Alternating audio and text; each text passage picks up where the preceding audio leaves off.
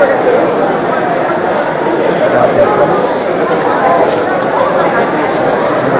and gentlemen, if you would please take your seats, we're going to begin.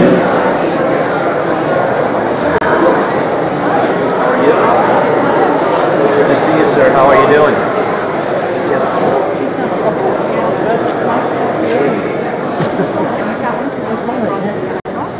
Well, good evening, and thank you very much for being here. Welcome to this month's edition of Open House, my monthly public policy series that has been running now for 19 years.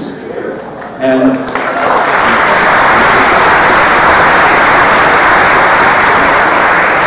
I should be thanking you. There are not all that many communities in the Commonwealth where you can do this every month and get an attendance like this of people who are informed and engaged. So thank you for being that community. I'm particularly glad to welcome here tonight our 5 candidates for the Democratic nomination to be our next governor. This is their first debate, and I want to thank them for being here tonight. The American Revolution began just down the road here in Lexington. I'm not sure that the results of this evening will be quite as historic, but perhaps the beginning of this next phase of your campaign, and I'm grateful to you for being here. Particularly grateful to you actually for putting your names and yourselves out there to be the Chief Executive Officer of our Commonwealth. So thank you for that commitment. I'm also extremely grateful to this audience, and there are a couple of people here who I just want to point out to you because they are also going to be on the ballot on September 9th. September 9th when we have our primary. First, let me introduce some of my colleagues who also represent the community that I represent. Mike Barrett and Ken Donnelly are sitting here to the front.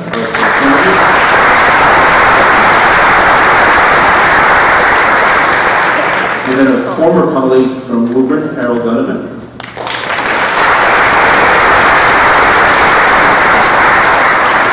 And then some candidates who I see in front of me that I apologize if I'm not seeing somebody, but I know that Senator Barry Feingold is here. Representative Tom Conroy.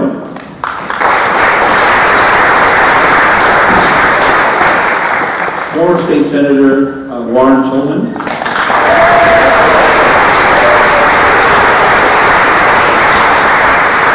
And then Michael Lake.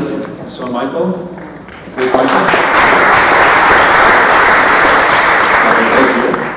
I also want to acknowledge both Bob Peters and Pat Deal, who are the representatives to the State Democratic Committee that serve this committee. Now a word about the format. The questions that the candidates will be addressing this evening come largely from you, the audience, but also from the audience that sent some in either online or on the phone in advance of this evening's presentation. I'll endeavor to ask questions that cover a range of policy areas, and let me apologize in advance to those of you whose questions I will not be able to ask because we have more than we are able to deal with this evening, but I particularly want to apologize to those of you whose prose I will butcher in the name of keeping the questions short and direct. So, we will have short questions. My guests this evening are arranged in an order that was established by a random drawing, and will follow the order all evening with each candidate in turn having a chance to go first. There are other formats that I will introduce as the hour and a half goes on, and I'll just say a word or two about each of those as we enter that next phase of the debate for the evening, so you don't have to keep it all in mind this evening. The timekeeper sitting in the front of the room will keep us all honest, and besides having a countdown timer and some signs, I have this, which I will use if necessary.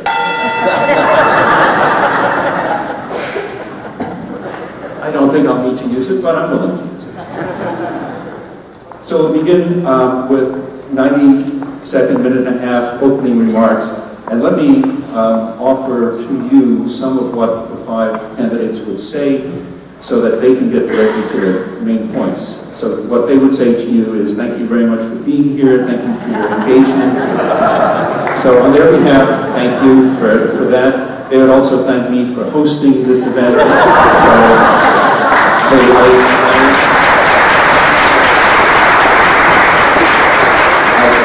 I take your presence as thanks enough. And with that, the first minute and a half is yours, Joe Lamont. Thank you, Jay. I'm running for governor of Massachusetts because I love this state and I want to give back. I became a surgeon 30 years ago because I wanted to help people. I met my wife, Sandy, who came from Worcester, Massachusetts, and we raised 3 wonderful children here. I believe that my unique background and ability to get results is what we need as we go through the 21st century for Massachusetts. I've been in this campaign for a year. I've been in 129 cities and towns and over 500 events. And I've seen a very different Massachusetts. The thousands of people that I've met don't believe that politics as usual is working for them, that the needs of the middle class are being addressed. I am not a beacon no politician, and this is no time for politics as usual. The next governor has 2 critical tasks: to create thousands of jobs in a world economy and to control our healthcare costs, the highest in the country. I have done that on both counts in Massachusetts, and I'm the only candidate that has. During my time at Blue Cross and subsequently running a large global operation, I controlled our healthcare costs here, and I have created thousands of good-paying jobs. Tonight on this stage, we're going to hear a lot of good ideas about programs with very little about how to pay for them or how to manage our state. And I think it's time now for new and bold leadership in order to lead us into this future. And I think with my background as healthcare, controlling healthcare costs, and creating many new paying jobs, and I can be that bold leader for Massachusetts. Thank you very much. Thank you. Thank you, Joe. Thank you, Jay. Good start. My name is Juliette Kayyem, and I am running for governor. It is a pleasure to be here. There are many ways to describe me. I am the mother of 3 children, a wife, a public servant, someone who has worked in civil rights litigation as well as homeland security. I am the daughter of immigrant parents like you. I am diverse and varied. And all of those explanations about me lead me to 2 conclusions about this race and about Massachusetts. I believe in government's capacity to do good, and as Democrats we have to say that every day. And I also believe it can always do better. There is no finish line. There is no thank you very much, Governor Patrick, it's the other person's team. There is just a constant push for the kind of society and state we envision. That is not easy, trust me. And the kind of skills that I have in government have led me to believe, right, that the solutions that we face cannot be solved today. They have to be solved for the future. You have to break down barriers, as I have as a civil rights attorney. You have to make government work when people need it the most, across agencies, up and down the federal structure, as I did in Homeland Security for the governor and President Obama. That's what people want from government. In Massachusetts, we are bold, we are fearless, we are innovative. We do not settle, we surge, and I want to surge with you. Thank you.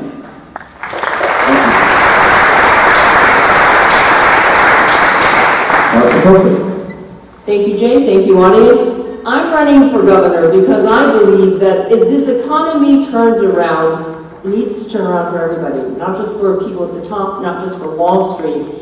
And it needs to turn around for people like the couple that I met out of Logan Airport not too long ago, who are minimum wage employees who work full-time but can barely pay for their rent and to feed their 16-year-old child. And so we need to raise the minimum wage, we need to provide for earned sick time, and we need to create an innovative economy that will include everybody as this economy moves forward. I also am running because I believe that we can and should transform our education system into something that gives every single student in this state the opportunity to reach his or her potential. Like what I saw out in Worcester when I went to the University Park School, aligned with Clark University, and saw kids in a building built in 1885, but who are in classrooms where magic happens. They are solving geometry and writing about it. They are learning, and they will all go to college, which they would not have done 10, 15 years ago. We can do that here in Massachusetts. And finally, I'm running because although we have good health care, and it costs a lot, we are bending the cost curve, we also need to reduce the stigma and provide for payment and access to behavioral health care. Too many families like my own suffered in silence on that. We can and should do that in Massachusetts. I need your vote. I want your help. I want your ideas. Thank you.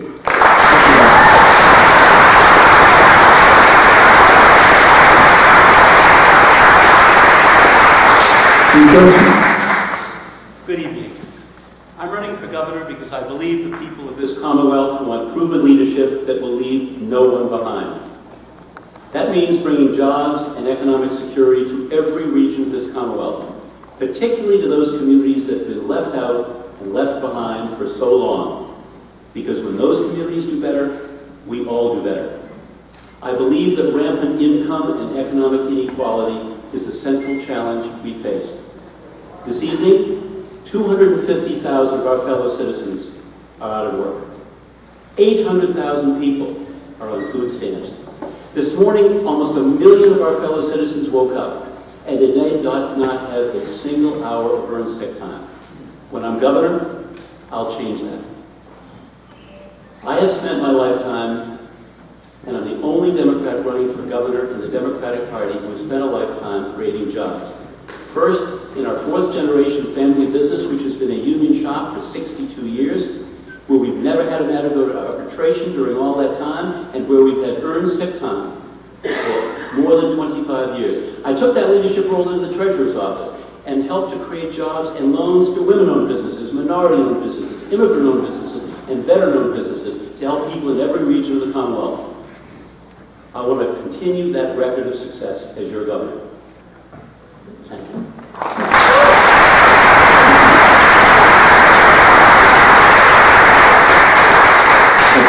Don Brewer. I'm Don Brewer, and I would like to be your governor.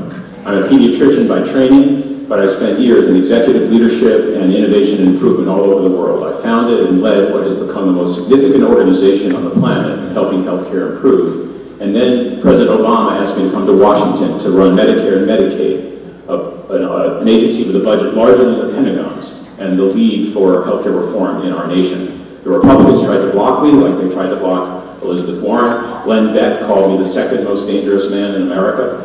But President Obama stuck with me. He wanted me to help with healthcare reform, and I went to Washington. And now I want to be governor. Because with Washington in gridlock and with the public losing trust and faith in government, we need a beacon in this nation, a beacon to show us that progressive leadership can help the people. Massachusetts can be that beacon. It should be that beacon. It must be that beacon. We're a state with compassion. Look at us. We made healthcare a human right 8 years before the rest of the country did. We're the first state to say you can marry the person you love. We have the best energy policy in the nation. I grew up in a small town, and in that town, if you were driving down a road and there was a car broken down on the side of the road, you stopped your car. You always stopped your car. You said, "Can I help you?"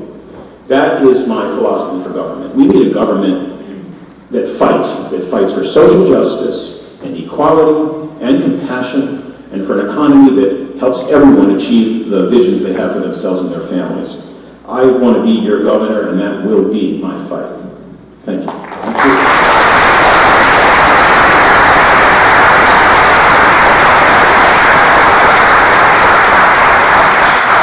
I may, an editorial comment. I'm reminded that I left a comparable debate some months ago for the 5th CD candidates who we were considering.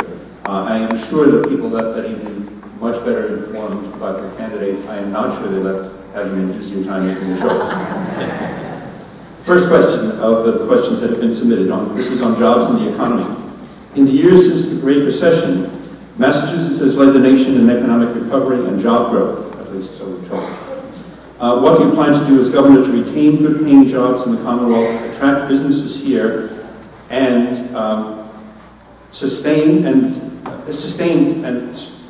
foster sustainable and smart economic growth? First, Juliet, you get to answer this one first. The rules of engagement here are the first person gets a minute and a half, and the other people will get a minute to respond. So first I want to talk about where we are. Job creation and job growth are the most important issue facing this next governor, and the reason why is we should take nothing for granted. But I want to make one thing clear. I have been to 44 other states. This governor led us through a very difficult recession without blaming the unions or the immigrants. Compared to other governors, that is leadership. But we cannot rely on what he has done. There are two key issues here. One is, how do we attract businesses to come here, stay here, and grow roots here?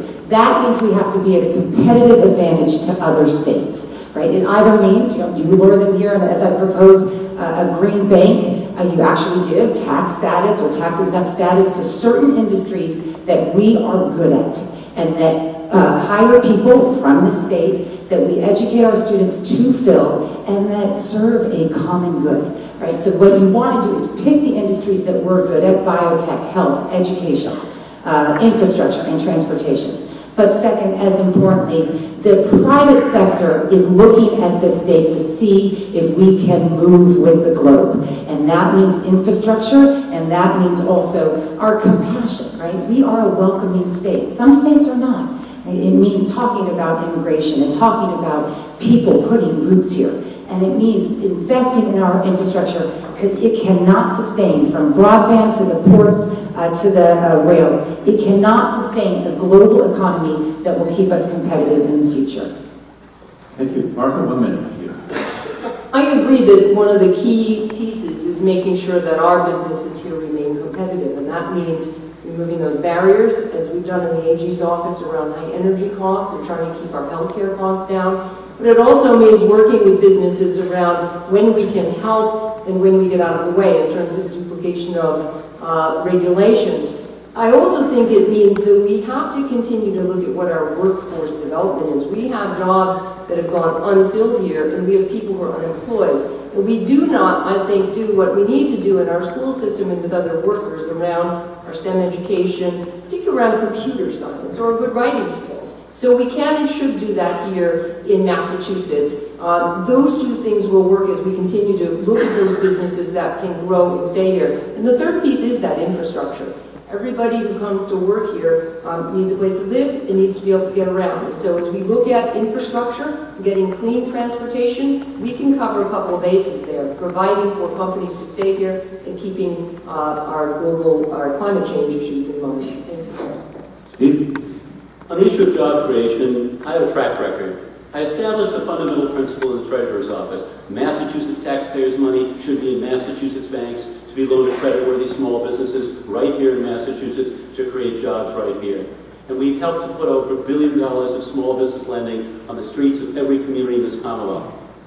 I want to create 50,000 new manufacturing jobs in the state. I spent my life in manufacturing. How do you create 50,000 new manufacturing jobs?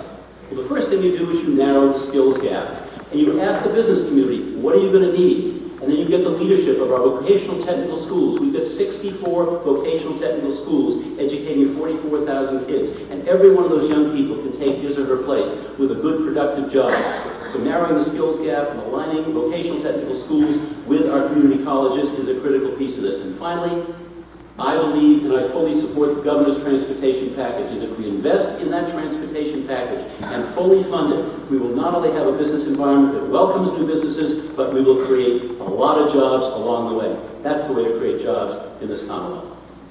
Well, I grew a business. I know what it's like. I started with a $500,000 grant, and 20 years later, that organization has 125 employees, a $40 million budget, and is the most significant organization of its type in the world. And we never made a single layoff. When the recession hit in 2008, we kept everybody at work. I know what that's like. Any candidate that offers you a single answer to how to create jobs isn't telling you the truth. It's a complex endeavor. It involves innovation, funding, transportation, education, everything you've just heard about. But we know it can work. Hats off to Mayor Curtatone in Somerville, that Assembly Square project with his leadership and others. 23,000 jobs added to the Somerville economy. And that's done by thinking in systems terms, infrastructure, transportation, safe streets, affordable housing, all together. We can do that community by community. I think essential is innovation funding. You can see it work around the state, and I would double down on that. And I think we need to encourage every community to develop plans that will help that community. The answers are in the local settings. Joe? Education is the foundation of jobs growth. I have created thousands of jobs over 30 years, and especially in a global environment over the last 7 years. And what I've learned is what other countries do to prepare their workforce, and we have to do a lot more in Massachusetts. We have to use our community and state colleges in order to understand the work skills that are fundamental to these modern industries in order to bring them here. It's my own experience around the world that people go where the workforce is, and they will come here, and they will come here to many of our cities if we have that workforce and use our education system correctly. We also have to create Main Street jobs. That requires keeping the business environment fertile for them, which is stable taxes, simplifying regulations, and providing capital. And I'm going to advocate for a new market tax credit to help with that.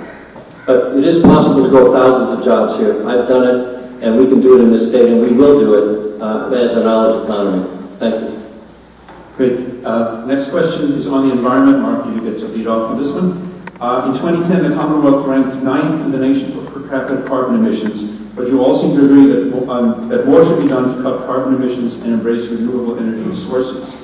Some of the proposals out there include a tax on carbon emissions or divestment of fossil fuel companies from public funds. What specific policies do you support in order to protect the environment in Massachusetts? Well, first we have to acknowledge, and our office went down to the Supreme Court to argue that climate change was real, as we're losing a foot of Cape Cod every year. And we know in Massachusetts, as we've sought the federal government to enforce those rules that will cut our use of carbon, and we've set those goals in 2010 to cut our use by 25%. We're well on our way to that. And the real issue is then, what is it that we can do to reach our 2050 goal to cut it by 80%? So there's things we can do in the short term, and we are doing some of those. Thanks again to Governor Patrick, I think, for his lead in looking at clean energy and putting the incentives in for us to do that in Massachusetts, educating consumers, doing retrofit, doing clean on-site energy generation. But we also need and have to be invested in everybody in the community reaching those goals in 2050. And I think that means having the business community and environmentalists and government at the table, in some ways as we did in healthcare, to say, this is where we need to go, and let's make sure that we're working together to make that happen. We've worked with other states, we'll continue to do that, to enforce regulations and to cut our use, but we know we have to do it, and Massachusetts has been a leader. I believe this state has a huge advantage, and the governor will have to, as the current governor has, Governor Patrick, take the lead in convening everybody to make sure we meet those goals in 2020 and in 2050. Thank you. Steve? This is an issue in which the governor has done an extraordinary job. So I think we're all talking about building on a foundation the governor has laid out. And I think renewable energy has been the route the governor has taken. And we're way ahead of schedule because of the governor's leadership. We now have 425 megawatts of solar energy installed. We're way ahead of schedule. We need to continue to do that. And wind and solar have got to be a critical part of reducing our carbon footprint. I mean, we have more solar installed in Massachusetts than New Mexico and Hawaii do. That's impressive, and I give the governor a great deal of credit. We also, and I had an opportunity to meet with environmental leaders today, and there's a 1% green budget proposal. I encourage you all to take a look at it. We have not spent 1% in our budget on environmental issues in a long, long time, and as the next governor of the Commonwealth, I'm going to do everything I can to get to that 1% green budget. Third, the governor's done some superb work. We can continue that. The governor is working on retrofitting 700 buildings in 700 days to save $43 million and 25% of our energy. And finally, transportation infrastructure. Getting people out of their cars into public transportation, reducing our carbon footprint. That will lead us into the 21st century and reduce that carbon footprint for all of our citizens. Don? I too commend the governor for the progress we've made. He's beaten the goals in solar energy. We're now headed for 1.6 gigawatts of solar by 2020. We need to expand our use of offshore wind. It's the only really expandable non-carbon source we have in this state. We need to bring hydropower down from Quebec and Labrador. For that, we're going to have some multi-state agreements that have to be reached by the next governor. The best energy is the energy we don't use. Conservation, the Green Communities Act, the Global Warming Solutions Act, and our work and leadership in the Regional Greenhouse Gas Initiative needs to be celebrated and built on by the next governor. I think we need to move to mobile sources. I think electric vehicle goals need to be increased in this state. We need public support for moving to electric vehicles. It's a great solution. I care deeply about this problem with my children and my grandchildren, looking forward to a planet that I want to be sustainable. We also need to work to help every community adopt more disciplined building standards and get us to an economy that is free of carbon, as far from that source of harm to our planet as we can possibly get. Thank you, Joe. This is a This is a moral issue. It's it's a generational moral issue. We cannot and should not, and I will not do anything that would pass on a degraded air and water quality, in particular to our children and our children's children. So there is a line in the sand. I do agree that the governor has been aggressive, and I think we can build on that. I think we should continue to take the lead in very aggressive emission caps and lead our region. We had good success in acid rain 20 years ago, leading our region, and I think we can do the same here. I also agree that we should continue to aggressively pursue alternative energy. It's a great economic opportunity for our state and also can help us with our problem.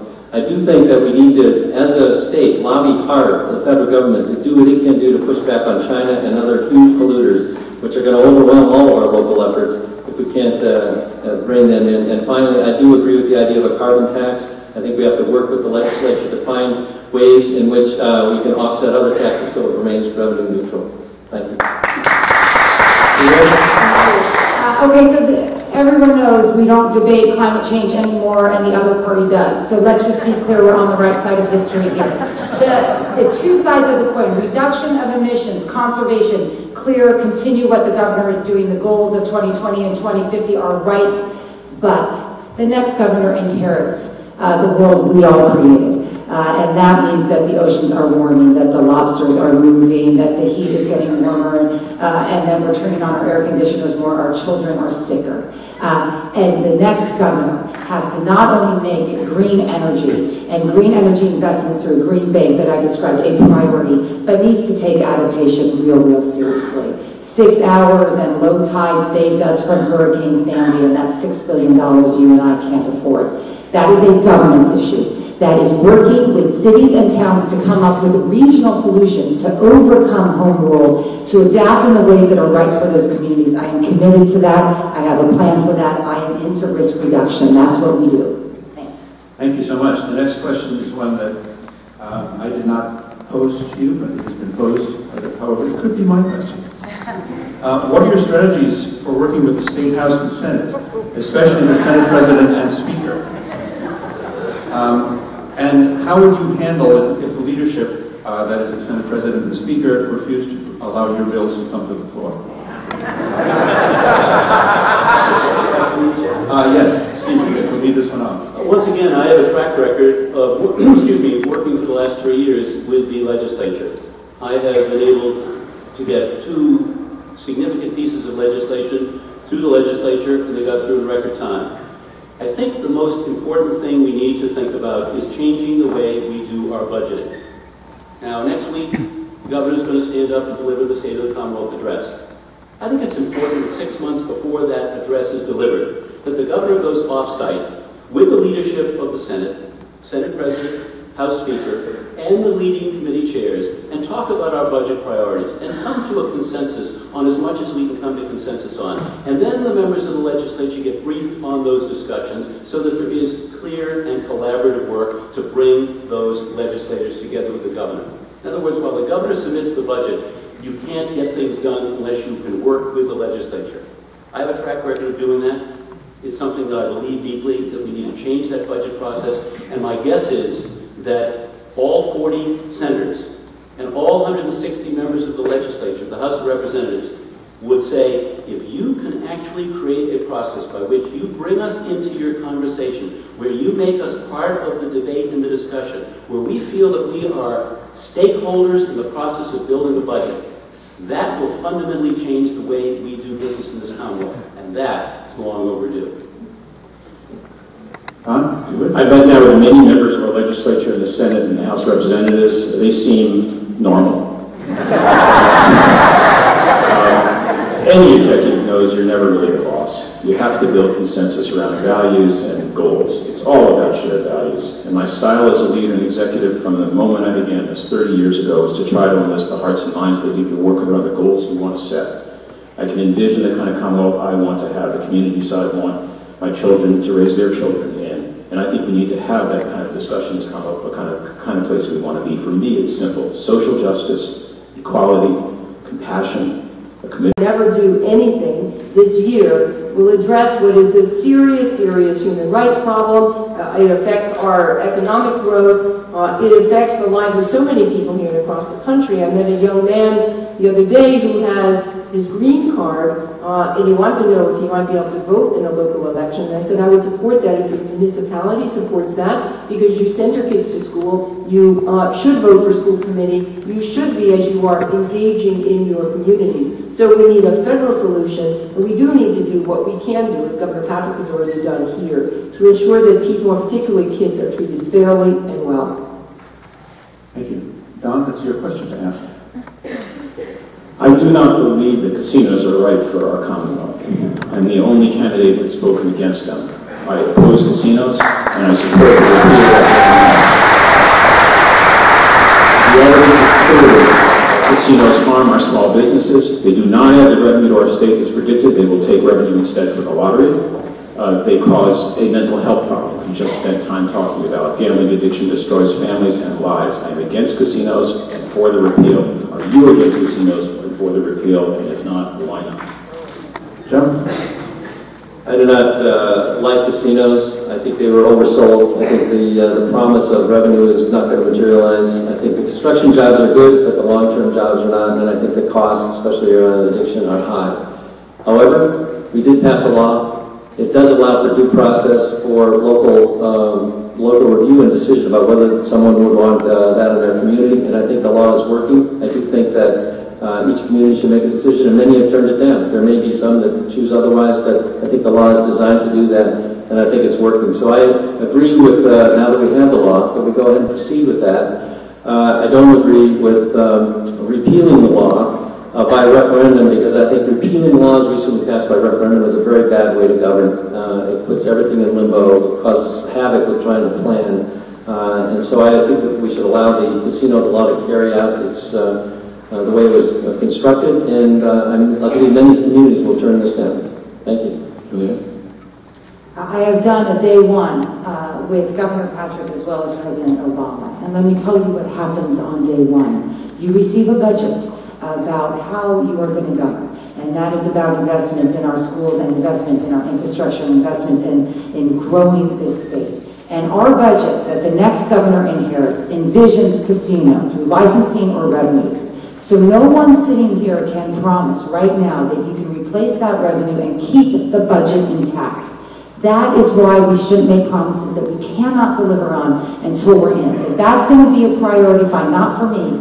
My priority is to take the budget, because it's a reflection of our morals, and invest it. Now let me talk about this casino and invest in the things we care about. Let me talk about this casino legislation. We are not wacky Massachusetts. 30 plus other states have casinos to generate revenue, right? And why? Because ours is the toughest. 3 only. Community review. A commission, it's not even clear that's going to improve a casino. That is democracy. That is the legislation. And I will not make promises that I can't deliver on when in office. So Massachusetts is in an interesting place because we passed the statute. We have a gaming commission. We have yet to see the casino. And we, although we have looked at a question as to whether or not democracy in the petition form will let people vote on it or not, it will be up to us. I believe it should be the court to determine if that's the case.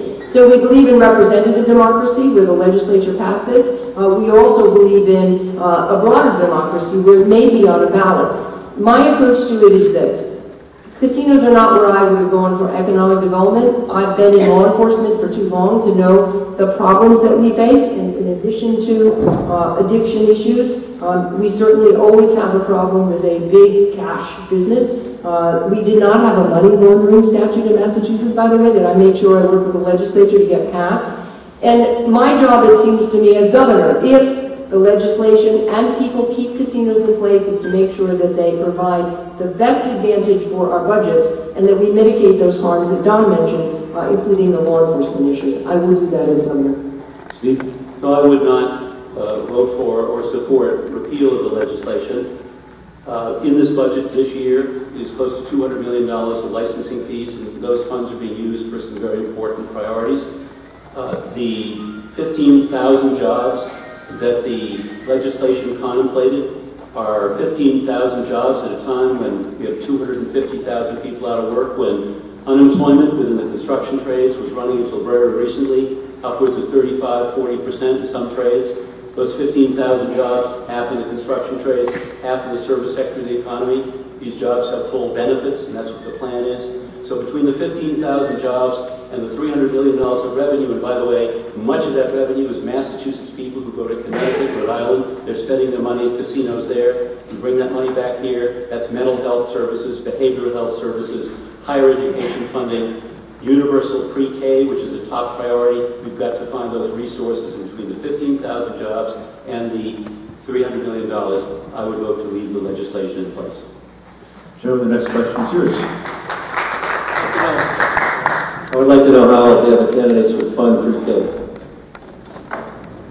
Thank you for that softball, because I have an education plan, and I think about how to pay for it, because I want to be clear, you know, people look at us as Democrats and they want it to work, they believe in what we believe in. If we can't deliver or promise. So, two key ways to fund, well, let me do three.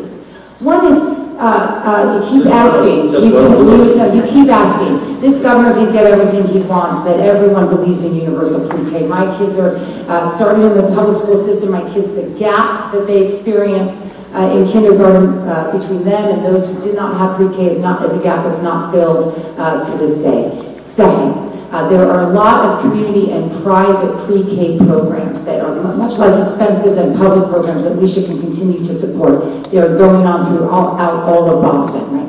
Third is I actually have a detailed plan about reducing the depressing $1 billion anticipated in prison construction by 2020, reducing that because we're going to reduce the prison population and turning it to universal pre-K. It's all in my plan. Thank you.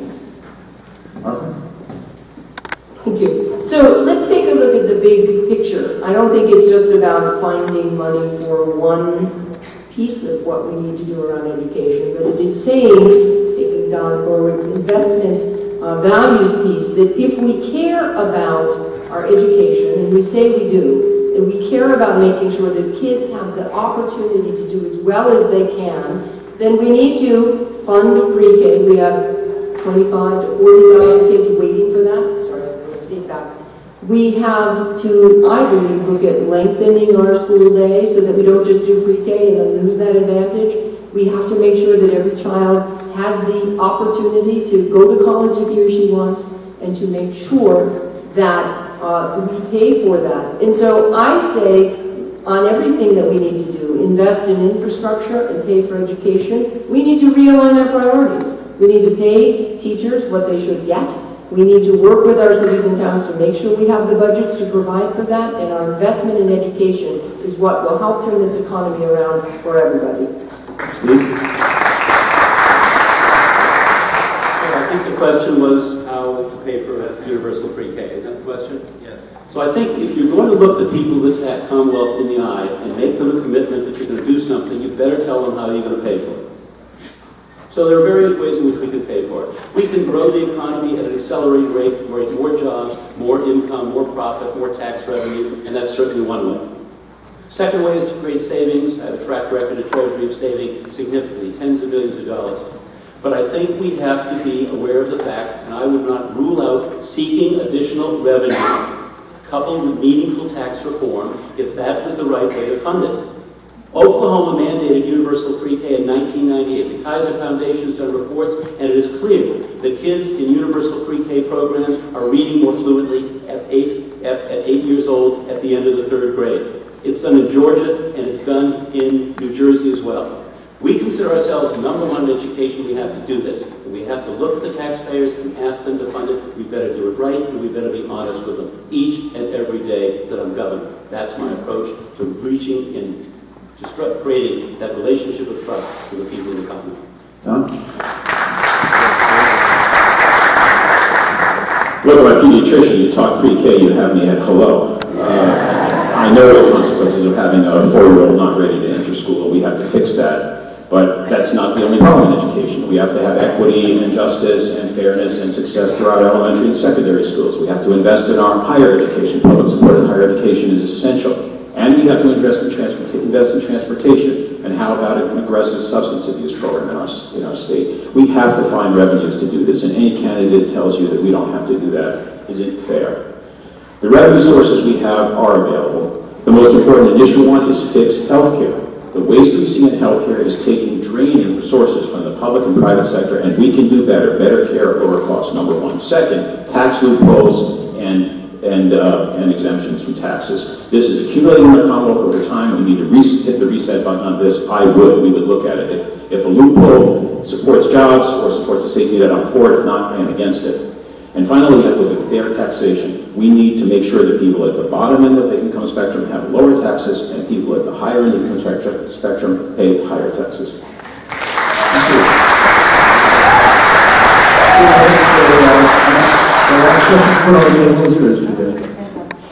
So we're surprised. We are in the middle of a campaign, and the Democrats here will have a tendency to look at only one side of the spectrum, as we should right now. But when we do put politics aside, and one of the reasons why I'm in this race, we can get things accomplished. As I did during the BP oil spill, having to work with 5 Republican governors, 3 of them planning on running against President Obama. So I want to just ask, actually, just an honest question, not about policy, but just the world that we live in. The governors, the legislature, can you give a specific example of working with someone that you politically disagreed with when failure is not an option? Thank you. Martha, you first. I guess the best response, and look, I have to say, I think good politics makes for good government. I am not afraid to take on candidates in the primary or in the general election with whom I disagree or who doesn't represent the values that I stand for, that I would stand for as governor.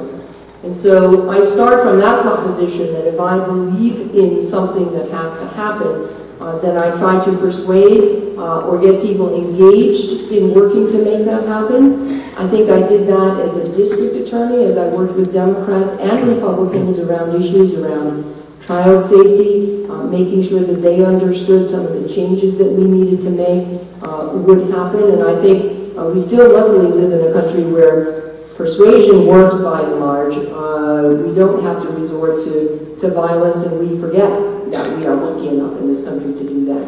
But I've spent my life figuring out what's important to keep kids safe or to keep people in their homes, and then I work on the principle that who do I need to persuade to get that done properly. Thank you, Steve. So failure is never an option. The job of leadership is to get to a consensus. And we have people in this Commonwealth. One of the reasons why the people of this Commonwealth are optimistic about the future is that they see Democrats and Republicans who disagree with each other in many ways working together to solve common problems. I saw it just the other night in Gloucester. Representative M. Margaret Ferrante, the Democrat, working with Bruce Tarr, the Republican senator, on a joint piece of legislation to provide the people, the hard-hit people of Gloucester and the Cape Ann, who have lost almost everything because of the decimation of their ground fishing, to come up with a piece of legislation that would enable them to come up with a plan to sell their seafood products in a way that would preserve jobs and preserve lives, keep people in their homes, keep roofs over their heads. So I think it is absolutely imperative, and I think in this state we have to do a good job of it. I wish people in Washington would take that seriously and would take that approach. And finally, Ed Koch once said, if you agree with me on 8 out of 12 issues, vote for me. If you agree with me on 12 out of 12 issues, you should probably see a psychiatrist. So the next question reminds me of an encounter I had with Senator John Kyle, the #2 Republican in the Senate, when I was running CMS. I met with all the members of the Senate Finance Committee, and Senator Kyle, the #2 Republican, walked in his office. He took a look at me. He didn't shake my hand. He didn't say hello. He said, Dr. Berwick, you have never said a single word or written a single word that I agree with. That was hello. I wish I'd said to him, Senator Kyle, I'm against murder. Are you against murder?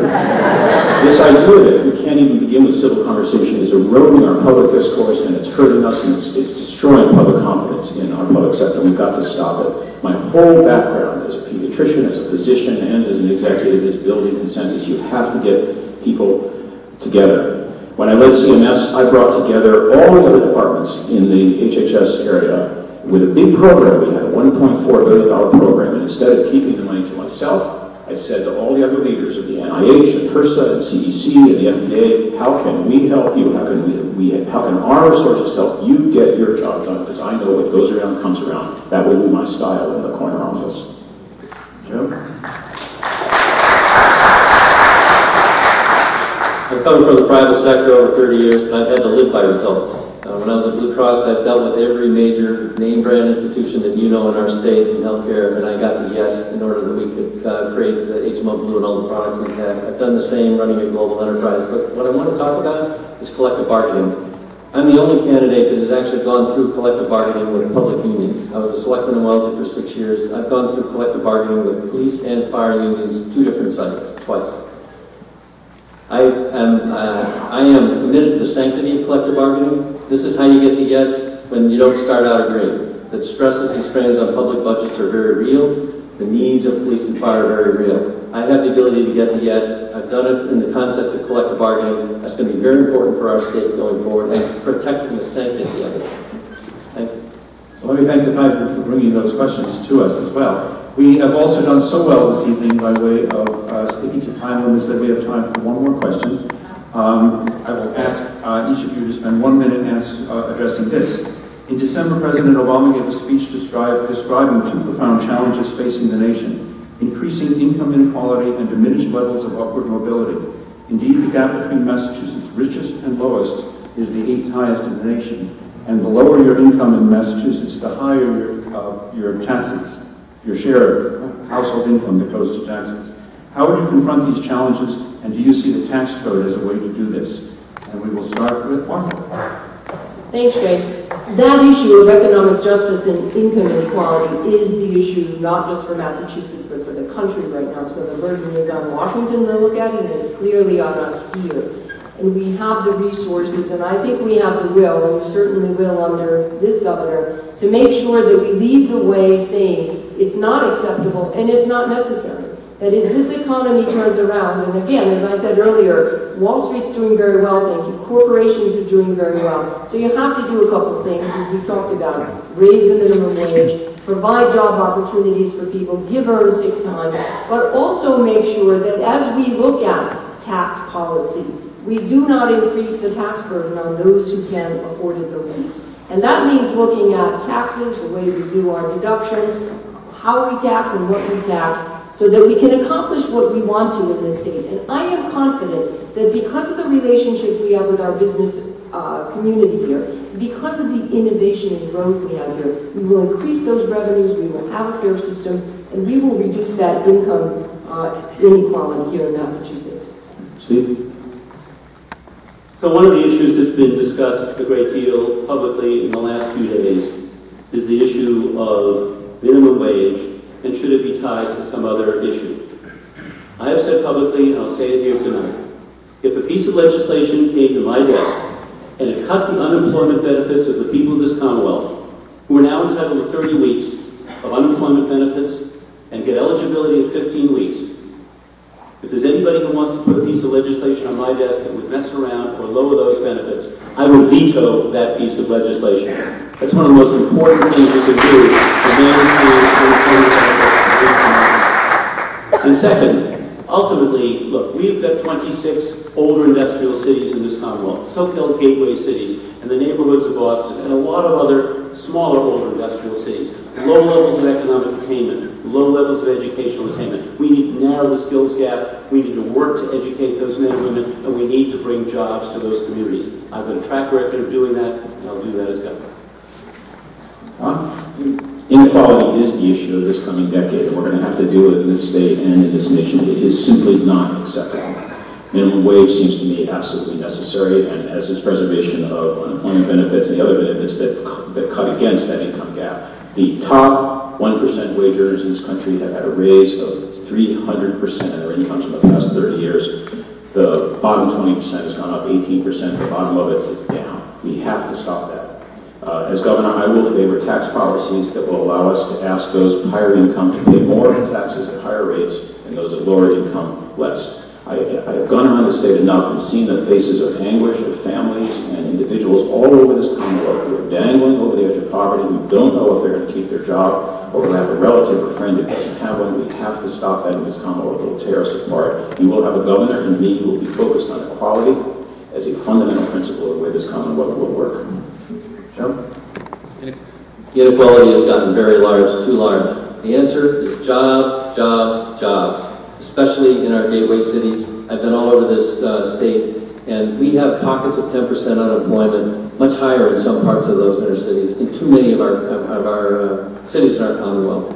The answer is tied down to education, closing the achievement gap so that people coming out of high school have a chance, even in today's economy, let alone tomorrow's economy, and using our community, state colleges, and vocational schools to understand the new work skills to bring many kinds of new businesses here. This is what we have to focus on. This is the only real cure. Middle-class jobs. That's what lifts everybody up. That's what we have to focus on. And we have to make sure that we don't put things in place that get in the way of that, because that has got to be our fundamental priority, or we're going to have a state of haves and have-nots, and we cannot have that. Juliet? Someone who had run for office gave me advice through a campaign, my first campaign, and a big one. View the campaign as a way to become a better governor. And that is what I've done. So I've talked to a lot of our mayors, a lot of them new and young, like the one in Boston, who view this as the issue that they need to solve. And so I want to support our local communities. That means two pieces. Social services, we got to make them work, and we got to make them work well. They can't lose children, as we've recently seen. They've got to work so that people have confidence that the reason why Democrats like us, progressive Democrats, care is not simply for a permanent class that's on social services, but is actually to get people back to the table. And then how do you keep them at the table? And that is where job growth, workforce development, education, bringing jobs here, and linking the people who get to the table with the future of Massachusetts. That's a solution, not just for a governor, but for the mayors. And that is a goal of the governor, to support the amazing work being done by them. Thank you. We now enter the last phase of this evening's engagement. You each will have 1 minute for any closing comments that you would care to make. And Steve, you are next in order. Thank you, Jay. Thanks, everybody. Wonderful to be here this evening to have this conversation with you. I think that it's important to want to be known for something as Governor of the Commonwealth. In a phrase, I'd like to be known as a progressive job creator. Somebody who in his private life and business created jobs for 35 years. Somebody who took that leadership role into government, as state treasurer, and continue to do that, and wants to continue to do that as Governor of the Commonwealth.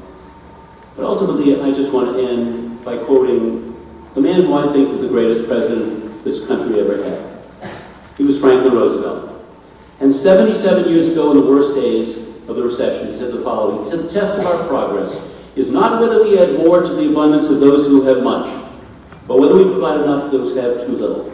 Too few jobs, too little education, too little health care, too little hope, and too little dignity. What makes me proud to be a Democrat every single day is as long as there is a single person without hope, dignity, and a job, our work is not done. That's what tonight is all about. That's what this campaign is all about. That's what my life has been all about. That's why I'd like to be Governor of the Commonwealth.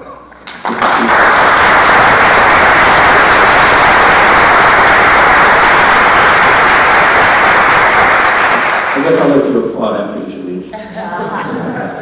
Since I have no control over what you're going to do anyway. Don?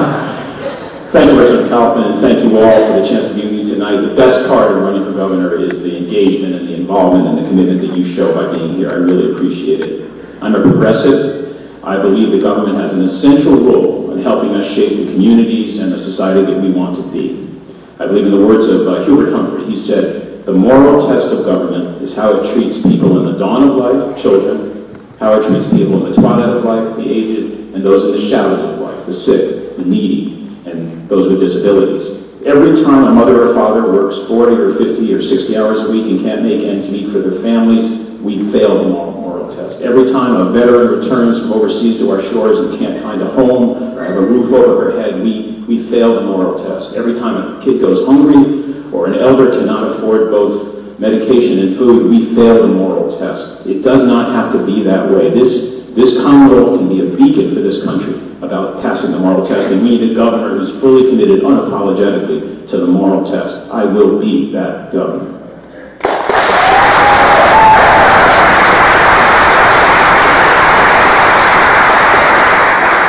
Joe, the floor is yours. Thank you. I also want to thank you all for being here tonight. It makes meeting thousands of people like you all over the Commonwealth has shown me what a special place Massachusetts really is.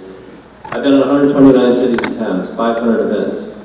But I can tell you, people are not buying politics as usual. They do not believe our political system is listening to them. They think it's rigged by insiders who are only trying to further their careers. Half of the people in our state are unenrolled. And we've had very low turnout in recent elections. We have to pay attention to that. People are looking for new ideas, bold ideas. The next governor's got two main things on his or her plate. We have to create thousands of jobs in a world economy, and we have to control our healthcare costs, which is crowding out everything else in our state budget and is hard on our businesses and our families. I have the background of doing both of those things, the only person that has the background of doing both of those things in Massachusetts. I can be the bold leader for Massachusetts to carry us further into this century and to bring us to what we want as a Commonwealth, and I really would like your support. Thank you very much.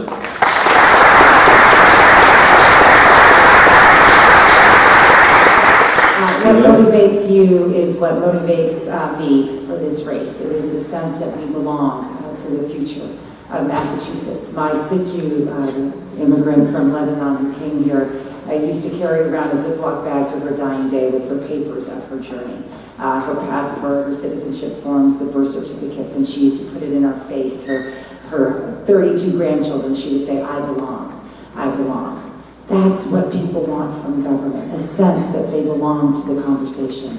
And that's how I lead, right? Throughout my career, engaging across government entities, to communities, to individuals, to people who need government to work for them, not for a permanent, sort of a handout, but for just a chance to have a seat at the table. And I am grateful for all of you for feeling for that motivation to belong to this conversation.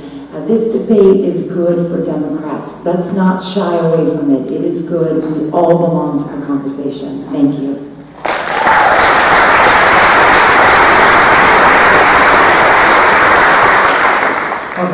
Thank you, Jay, and thank you, audience.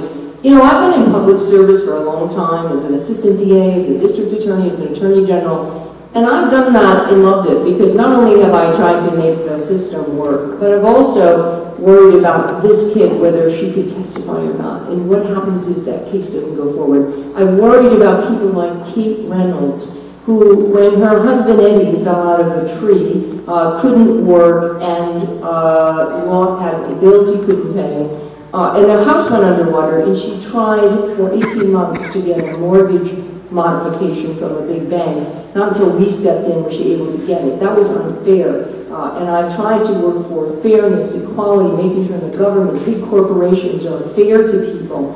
I also know, my dad worked his way through college.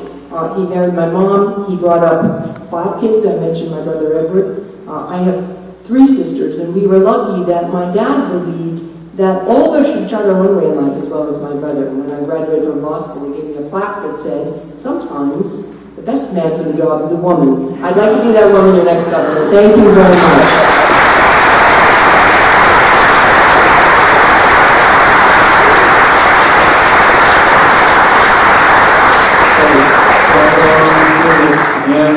Our Kofi, Steve Grossman, Doug Brewer, thank you so much for being here tonight.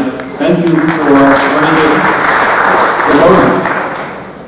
You grace us all with your presence, but you shared a great deal of your thinking and a great deal of yourselves here tonight. And we are deeply grateful to you for that, as well as for your willingness to serve. A couple of quick invitations as people get ready to leave. First, an invitation to the 5 of you. I've had the dubious distinction of chairing the Committee on Revenue for the last 5 years. I have a lot of thoughts about what we need to do about taxes. I'm willing and eager to share them with you, so please use me. You may not like them all, but use me. Secondly, I want to invite one of you, we don't yet know who, to come back in September. We will extend an invitation to the Republican candidate as well, and hopefully have another debate like this here in the fall. Then for all of you, the next open house is on February 20th, and the title of it is The Failed War on Drugs. It will be down the road at the depot where we usually hold these events, so I invite you to join us for that. There's an email distribution list on the table in the outer lobby if you are not already on the email list, so I invite you to sign up for that. And then lastly, a thank you to all of you for your engagement, for your interesting questions, and for your passion for these important issues of the day. So good night. Thank you for being here.